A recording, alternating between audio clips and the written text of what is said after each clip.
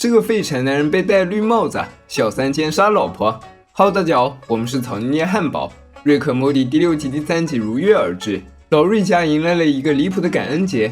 小莫不知道该吐槽裸体参加感恩节晚餐老爷，还是该吐槽桌子对面坐了2个妈。太空莫妈和家庭莫妈同居酒杯，沃尔莫巴在那里即兴表演。莫爸可能觉得主持感恩节能彰显他一家之主的存在感，于是率先讲起了敬酒词。他再三感谢老婆，说能娶了她简直是几辈子修来的福气。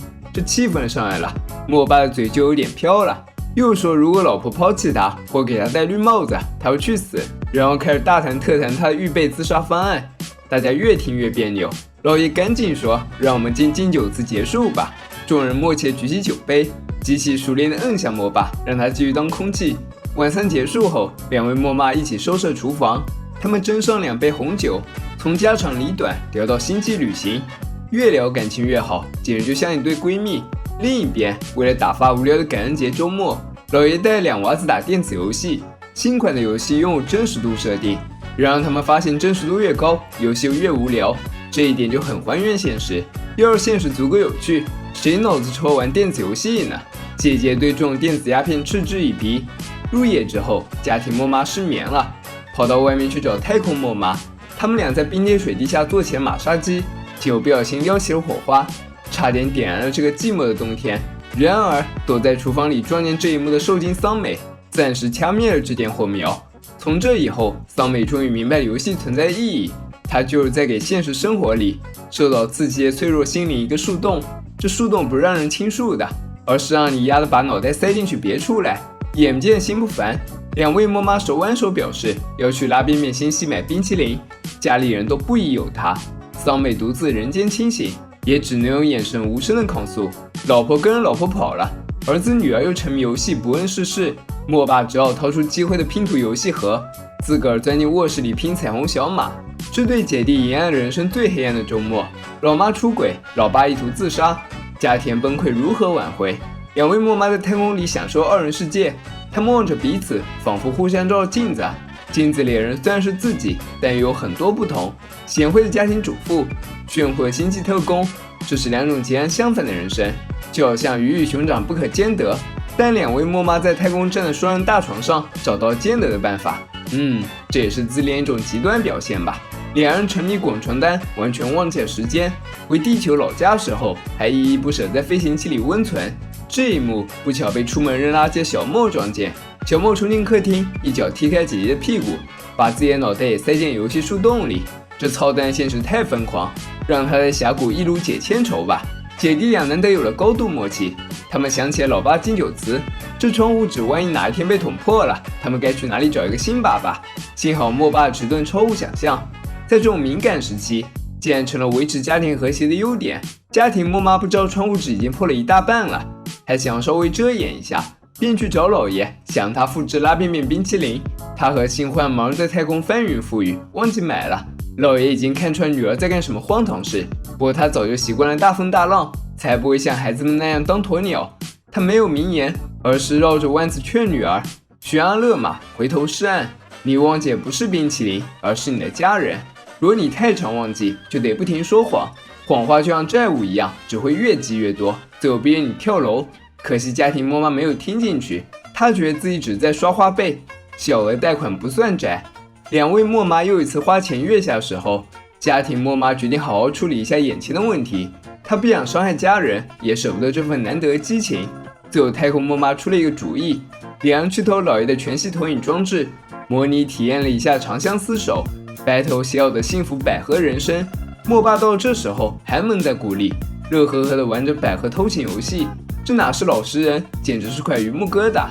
另一边，2位莫妈在全息投影里偷钱时，被老爷孩子们当场撞破，家庭莫妈满脸羞愧，太空莫妈却表现出强势的姿态。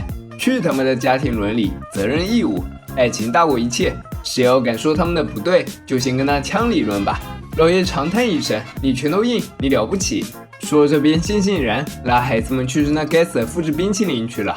这男人可牛逼了，得知老婆偷情，竟变成电话虫。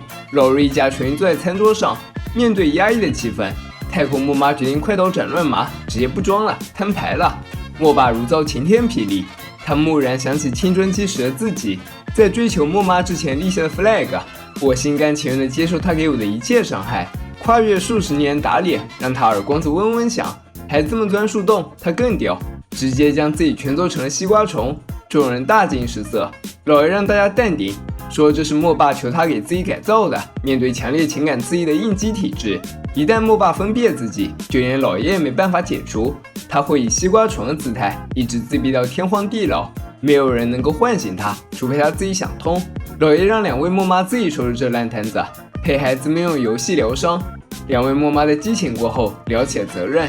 偷情也是一种逃避现实的游戏，他们不能对现实的问题熟视无睹。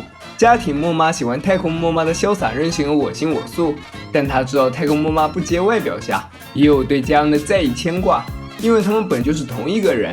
最终两人抓来老爷，他们不知道谁才是复制人，便叫老爷来复原这一切。他们之中有一个人将会消失，另一个人则会铭记这段昙花一现的感情。莫爸实在看不下去了，便变回人类，阻止了老爷启动机器。他坦言自己的仅有词有些夸大，其实面对妻子的出轨，他做不到自杀，最多只会独自离开这个家，捡垃圾、住桥洞，当个烂酒鬼。两位莫妈在卧室里一顿好言相劝。太空莫妈在莫爸的话里发现了关键，他气愤的点不在于莫妈搞外遇，而是他没有征求自己的同意。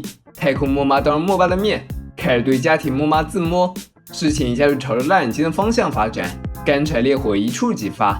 双人战役很久，就变成了三方会战。要命的是天花板不隔音，楼下客厅里的小莫和桑美听得一清二楚。还记得老爷在开头说的妙语：人生是一种订阅服务，感恩节就是家人要收的年费。小莫和桑美欲哭无泪，这次年费实在付的有点太多了呀。周末过后，一家人回来各种复杂心情送走太空莫妈。老爷回头恨将复制机的遥控器冲下下水道。这集通过两孩子的视角，还原了老爷每天晚上听杰瑞和自己女儿搓澡的心理。我这样说一句，莫爸牛逼。这集的主线围绕着莫妈出轨自己的故事，而支线则是孩子们撞破老妈的私情，心理受创，为了逃避现实而沉迷进游戏。两者其实是相互呼应的。游戏本质上是让人们体验现实生活中无法接触的另一种幻想式的生活，而过度沉迷游戏也会让人们忘记现实。在生活中受到挫折和痛苦时，游戏也能成为逃避的工具。家庭莫妈每天要应付繁琐辛苦的家务，处理家庭成员之间各种矛盾。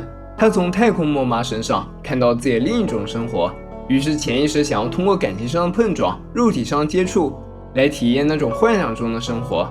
反之，太空莫妈也是如此，他们越沉迷其中，忘乎所以，就越会对家人造成伤害。